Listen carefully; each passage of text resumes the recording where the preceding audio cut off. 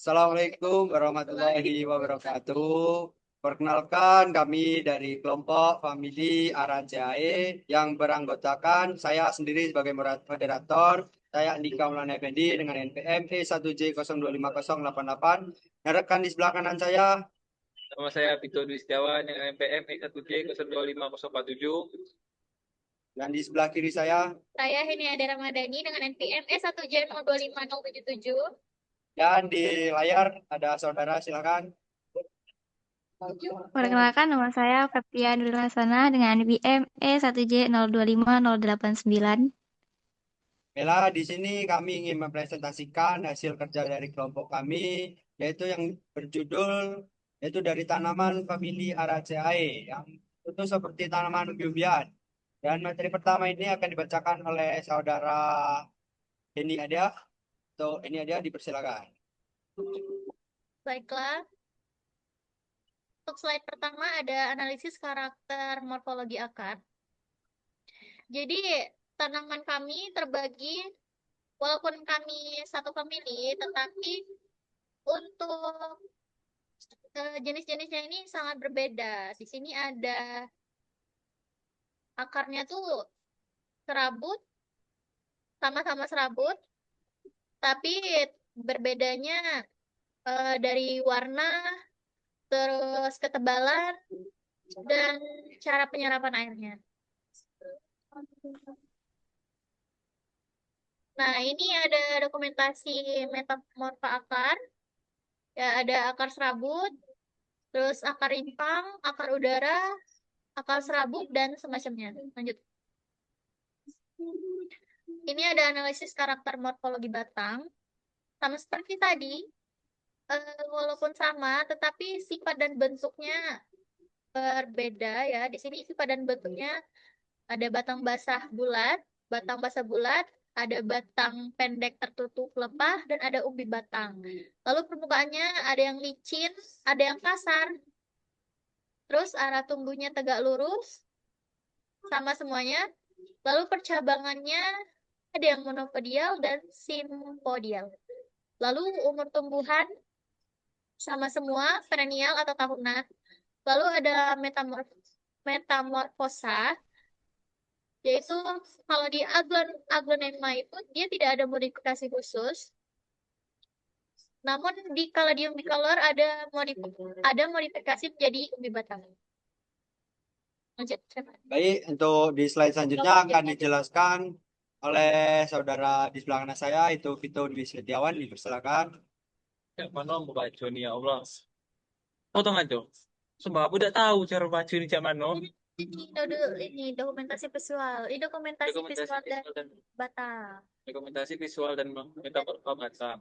Metamorfosa batang. Ya. Terus apa yang mau jelasin? Terus ya Jo, terus setelah Dokumentasi. ini kok jelasin ini dokumentasi dari metamorfosa batang. Tidak, aku Bel. Ya, cepat. Harus ini belajar dulu sebentar. Nah, tangan langsung. Lanjut ya. Ya. Bella, di sini saya akan bacakan untuk materi di selanjutnya, yaitu tentang dokumentasi visual dan metamorfosa batang. Nah, di sini ada satu contoh hasil dokumentasi seperti foto-foto batang, metamorfosa batang tersebut kan. Nah, yang kedua itu ada nodus dan interdus. Nodus itu terlihat jelas sebagai cincin melingkar seperti seperti di bunga tuh, di bawah bunga seperti itu. Nah, untuk yang selanjutnya itu ada bentuk metamorfa. Nah, yaitu biasanya itu merambat di bawah permukaan tanah yang sangat berdaging. Jadi tanah tanah itu harus membutuhkan tanah yang subur agar uh, permukaannya itu lebih lunak seperti itu. Oke, di selanjutnya. Nah, itu yang di selanjutnya itu ada analisis karakter karakter morfologi daun. Nah, di situ terlihat di layar itu ada banyak. Nah, saya bacakan satu-satu. Yang pertama itu ada bangun daun, yang kedua itu ujung, yang ketiga pangkal, yang keempat pertulangan, yang kelima tepi, yang keenam daging, yang ketujuh duduk daun, yang ke-8 itu oreh, yang ke-9 warna, yang ke-10 itu kelengkapan, yang ke-11 itu jumlah daun. Nah, situ kan sudah dijelaskan untuk misalnya yang hokri, piccolo dan seguin itu dan Ender raceum dan satunya itu podopilium. Nah, itu. Oke, di selanjutnya itu mungkin akan dibacakan oleh saudara saya di sebelah kanan. Dipersilakan, saudara Vito. Ini dokumentasi visual dan metamorfosa daun. Di sini ada dokumentasi foto-fotonya. Lanjut Iya. ke Tadi.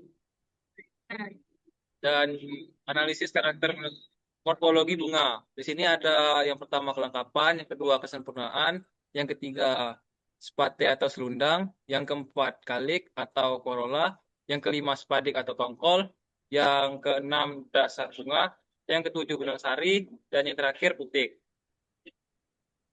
nanti.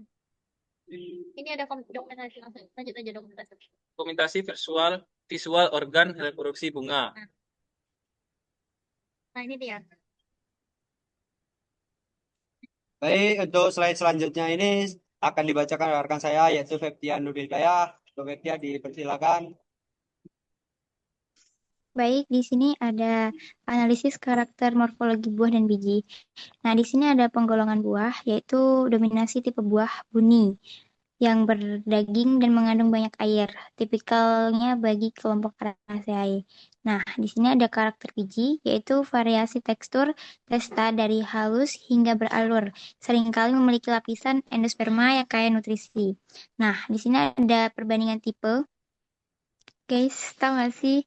Ininya tuh ada babunya. Tutup. Yang perbandingan tipe tuh. Aku gak bisa bacanya. Ketutupan abu-abu.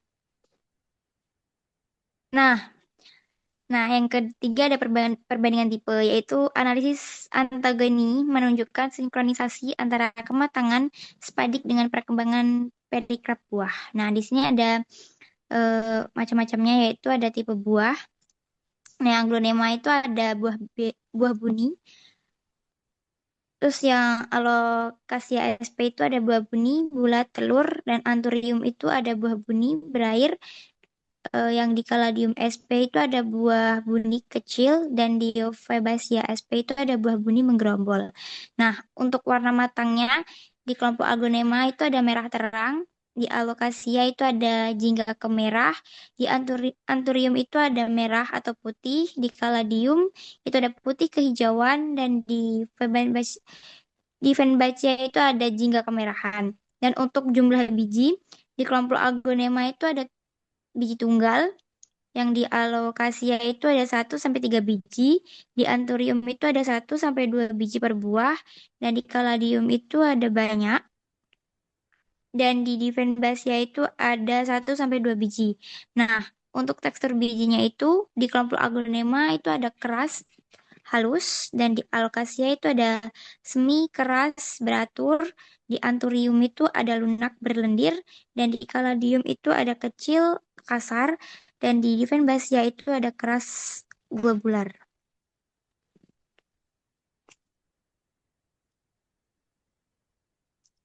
Nah, di sini terdapat dokumentasi visual buah dan biji. Di antaranya di sini ada, Langsung aja. anjir, nggak bisa di zoom, bentar sabar. Loh, lanjut. Ya. Di sini ada perbandingan manfaat dan nilai guna spesies, yaitu ada, sabar ya guys, nggak bisa di zoom. Aku aja yang lanjutin. Kalau nggak. Bisa nggak? Boleh, nggak nampak sumpah, nggak nampak. Oke. Sini saya akan melanjutkan, yaitu perbandingan manfaat dan nilai guna spesies.